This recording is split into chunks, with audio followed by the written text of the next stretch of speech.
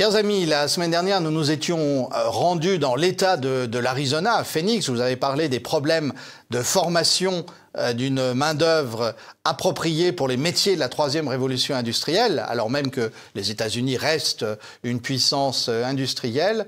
Eh bien, ce qui est intéressant en fait dans l'Arizona, c'est qu'il y a beaucoup d'expérimentation. Et alors, il y a la nouvelle université américaine, comme l'appelle Michael Crow, son président, l'Université d'État de l'Arizona.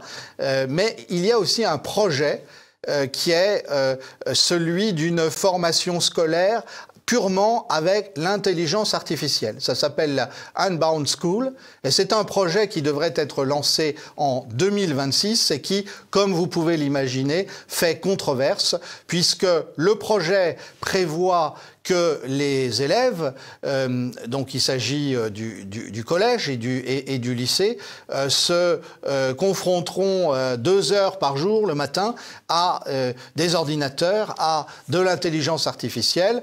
Il y aura éventuellement des tuteurs, mais à distance, pour répondre à leurs questions lorsqu'ils retravailleront leurs cours, mais l'idée c'est de réduire l'interface entre les élèves et des professeurs ou des pédagogues. Alors, ça fait controverse évidemment parce que on se demande quelles sont les motivations. Il peut y avoir la fascination pour la technologie, il peut y avoir la croyance naïve selon laquelle l'intelligence artificielle sera plus performante qu'une intelligence humaine. Et puis il y a aussi le motif souvent invoqué pour justifier l'introduction d'innovation, c'est-à-dire la réduction des coûts.